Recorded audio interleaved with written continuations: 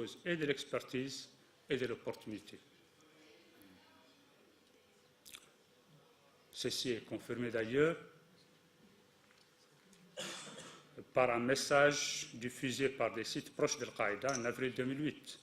Le terrorisme maritime, une nécessité stratégique. À partir de 2005, AQMI a mené plusieurs attaques à l'encontre de notre pays.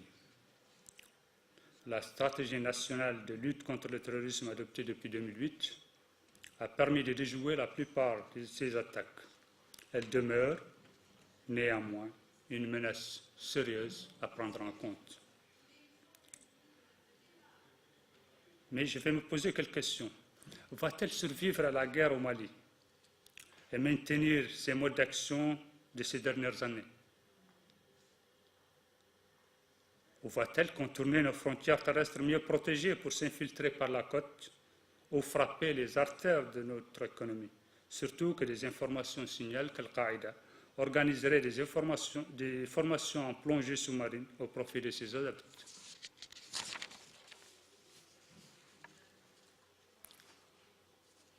Dispose-t-elle de l'expertise ou sous-traiterait-elle de telles opérations à d'autres groupes, puisque près de 12 groupes terroristes ont été recensés comme étant capables de mener des opérations en mer,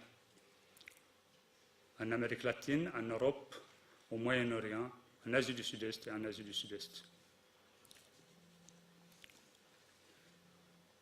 Bien qu'il ne soit pas facile de trouver des réponses à ces interpellations, le terrorisme maritime ne peut être négligé. Les mesures de vigilance adoptées sur terre pourraient le faire mouvoir vers l'espace maritime qui offre de nombreuses opportunités, embarcations, navires de pêche et de commerce, installations portuaires et offshore, et l'avantage d'être vaste, ouvert et vulnérable. Il pourrait alors revêtir l'une des formes ci-après: l'infiltration de terroristes par des embarcations de pêche artisanale, des navires de pêche ou de commerce, la destruction d'un navire par engin explosif ou incendie criminel, l'utilisation de navires ou d'embarcations comme armes contre les navires, des infrastructures portuaires ou offshore, le détournement d'un navire et prise d'otages, ou le blocage d'un port. Compte tenu de tout ceci, de toutes ces menaces qui pèsent sur nos intérêts et qui ne se développent que dans des zones où les États ne peuvent, pour des raisons diverses, assurer leur rôle de contrôle et de protection, il convient de donner à la surveillance maritime le rôle qui lui sied. Il est difficile de donner une définition de la surveillance maritime tant le concept est vaste. Elle a néanmoins comme fonction la veille et l'intervention qui permettent de recueillir les informations sur les activités maritimes de manière à orienter les décisions opérationnelles, contrôler le respect des lois et règlements et plus généralement soutenir les stratégies maritimes.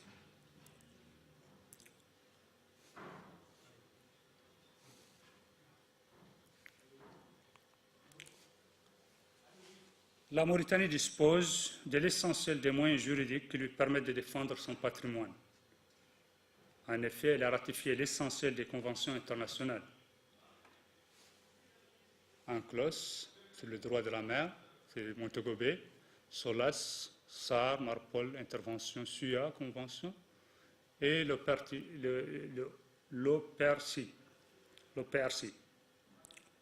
Il lui reste à les transcrire dans l'ordre juridique interne pour leur donner plein effet. La surveillance est confiée à plusieurs départements ministériels: la défense, la pêche, les transports, les finances et l'environnement.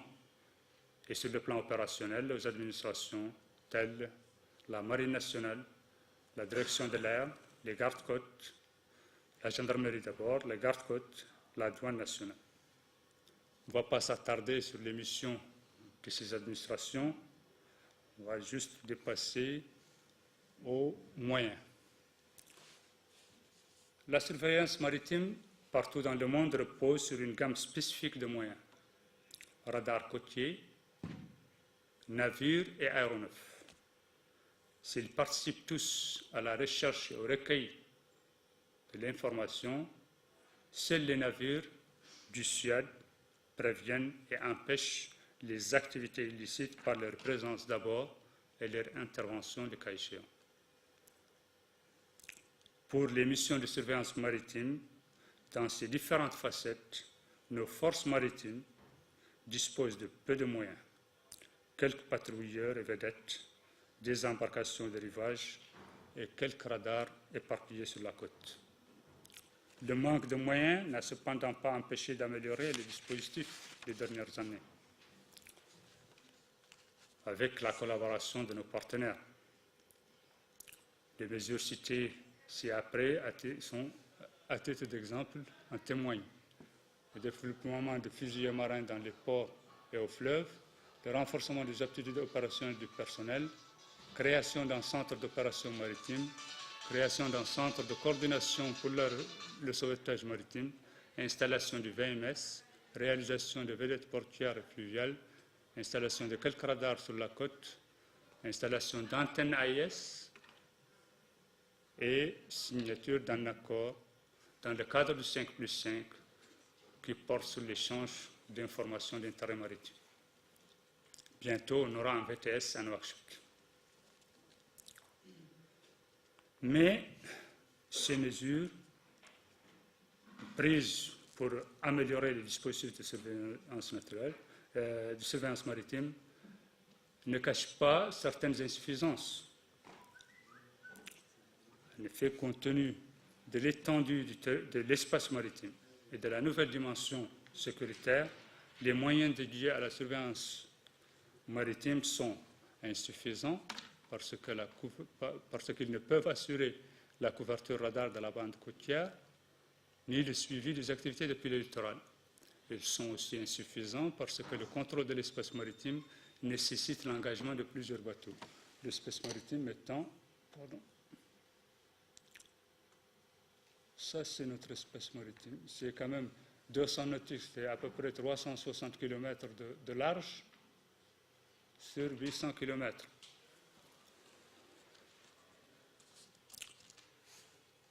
Ils sont aussi inadaptés parce qu'ils ont été réalisés pour la plupart pour des missions de surveillance des pêches, de sauvetage et de lutte contre la migration clandestine, et non pour faire face aux défis émergents que constituent les trafics de stupéfiants, la piraterie et le terrorisme, et qui requièrent des actions de coercition. Ils sont également inefficaces parce qu'ils sont émiettés entre les différentes administrations, mis en œuvre indépendamment et pas interopérables. Et ils sont peu rentables parce que le manque de concertation et donc de coordination réduit l'efficacité et accroît les coûts, particulièrement qu'il n'y a que peu d'échanges de renseignements et de partage de données. Alors, 3 axes m'apparaissent importants. L'effort doit aller, à mon avis, sur ces 3 points. D'abord, la capacité d'action. Le contrôle de l'espace maritime, c'est le seul moyen de nous prémunir contre les menaces et défis. Il faut y être. Si on n'y est pas, elle ne nous appartient pas. Alors, il faut développer une capacité d'action par la réalisation de moyens navals appropriés, patrouilleurs de haute mer, quelques vedettes côtières, et la coordination entre administrations à défaut de la mutualisation des moyens.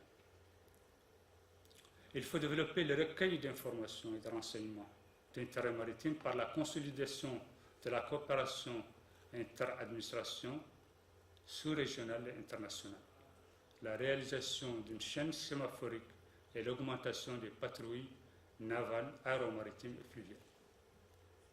Et il faut développer aussi l'expertise et le savoir-faire du marin par la formation et l'entraînement. Comme conclusion, je dirais que notre commerce, sur lequel s'appuie notre économie, s'appuie sur notre position d'État côtier. Notre développement se fait sur l'exploitation des richesses que nous avons en mer.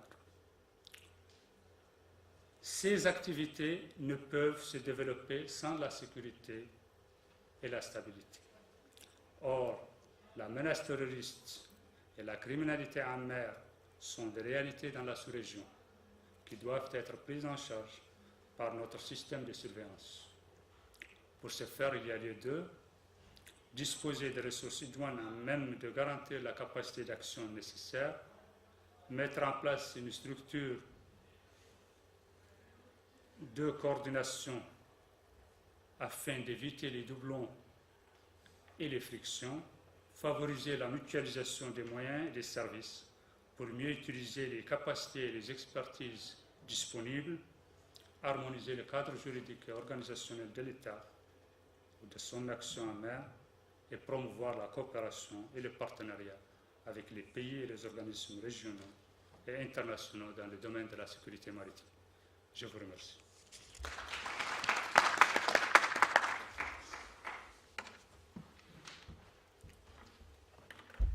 Merci, monsieur le modérateur.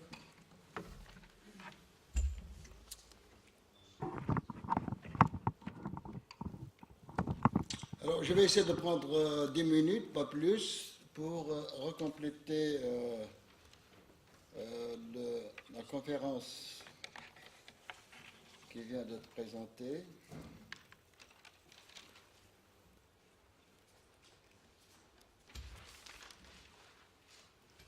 Donc, je me limitant donc à 10 minutes, les commentaires que je me propose d'esquiver rapidement devant vous seraient centrés sur les points suivants.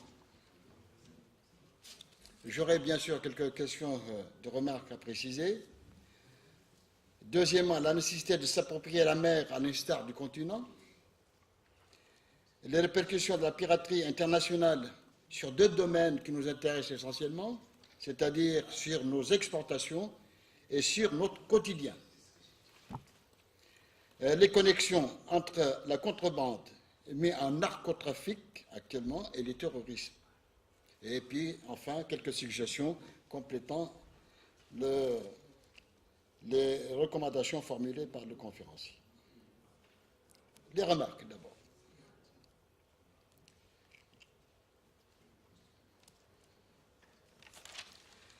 Premièrement, il faut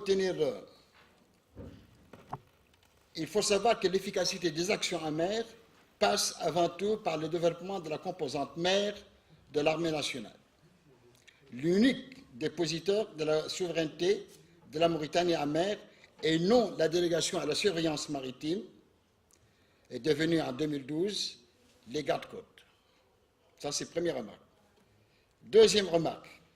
À la culture nomade évoquée par le conférencier, l'État doit y faire face par le développement d'une culture maritime à travers la promotion du secteur de la pêche et des industries, mesure de nature à décourager les flux migratoires, car tout poste de travail dans ce domaine non occupé par un Mauritanien se traduit par un étranger de plus. 3. L'absence de coordination opérationnelle des divers moyens navals de l'État engagés dans l'action de l'État en mer, parce qu'il s'agit effectivement de l'action de l'État en mer, a engendré une situation de désordre et de redondance considérable. Sixièmement, comme le souci a été évoqué par le conférencier, la Mauritanie n'est pas un pays de consommation de drogue, mais une zone de transit, selon en tout cas les sources obtenues. Deuxièmement, nécessité de s'approprier la mer. Le constat actuel est franchement celui d'un renoncement progressif de la Mauritanie à agir en mer. Il n'y a pratiquement plus de patrouilles en mer, encore moins des missions aériennes depuis 6 ans bientôt. Actuellement, il est plus facile de s'y procurer une embarcation qu'un véhicule tout-terrain sur le continent. Acculés sur le continent, les terroristes et les trafiquants de tous bords chercheront manifestement à utiliser l'espace maritime une fois libre et ouvert. Les sites proches d'Al-Qaïda, etc., comme signalé par le conférencier, je n'y reviens pas, etc., parlent éventuellement de cet engouement, vers la mer, cette préparation ou cet entraînement de nageurs également, tout cela, c'est pour aller en mer, tout cela, c'est pour agir en mer, tout cela, c'est pour mener des actions en mer. Je ne reviens pas dessus. Face à ces menaces qui se profilent à l'horizon, il est plus que nécessaire de remettre à flot la marine nationale, parce que la marine nationale, actuellement, ne dispose que d'une seule unité de surface. Une seule unité de surface. Les autres unités de surface se trouvent à la délégation de surveillance. Et là, de ce fait, la marine s'en trouve scindée en deux. Une partie défense, qui n'a pas les moyens qu'il faut, et une partie à la délégation de la pêche.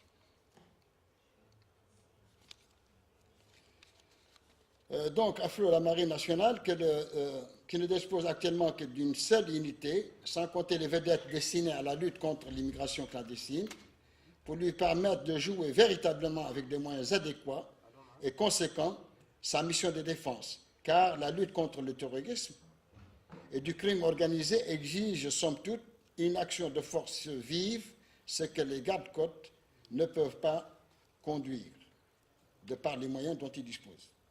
Ceci permettra à l'État de s'approprier la mer à l'instar du continent, car c'est par la mer, c'est demain, car demain, c'est par la mer que sera, c'est la mer qui sera privilégiée par le terrorisme. 3. Les répercussions de la piraterie internationale. Je n'ai pris que cet aspect-là, c'est pour mettre en évidence ces répercussions sur nous au quotidien. Ça se passe de l'autre côté, mais les effets se ressentent ici. D'abord, sur nos exportations. Nos exportations deviennent moins concurrentielles qu'avant. Parce que cette piraterie internationale revient à 6 milliards de dollars. 6 milliards de dollars, ça représente pratiquement, à quelques chiffres près, à 70-80% de notre PIB. Les 80% sont supportés par les armateurs, donc ceux qui transportent, et 20% par les différents gouvernements intervenant dans la lutte contre le terrorisme. Deuxième élément, sur notre quotidien. Augmentation des prix des produits de consommation, carburant, produits alimentaires, et cela, évidemment, se répercute sur le niveau du panier de la ménagère au quotidien. Quatrièmement, les connexions entre la contrebande mue en narcotrafic et le terrorisme. Prenant le pas sur les cigarettes qui en constituaient l'unique source, le narcotrafic semble prendre une ampleur inquiétante en mer. L'absence des moyens d'investigation et de contrôle en haute mer a manifestement encouragé les trafiquants à se livrer en toute quiétude au transbordement des drogues en pleine mer, profitant de la nuit. Soit entre bateaux et piroguiers les plus téméraires, les bateaux qui partent en carénage, les transports dissimulés dans les cales. Il en est de même pour les bateaux chargés de poissons à destination de l'Europe à partir d'une port de Noisy-le-Grand. Selon l'UNIDC, les 27%, soit environ 40 tonnes de cocaïne consommées annuellement en Europe, transitent actuellement par l'Afrique de l'Ouest. Ce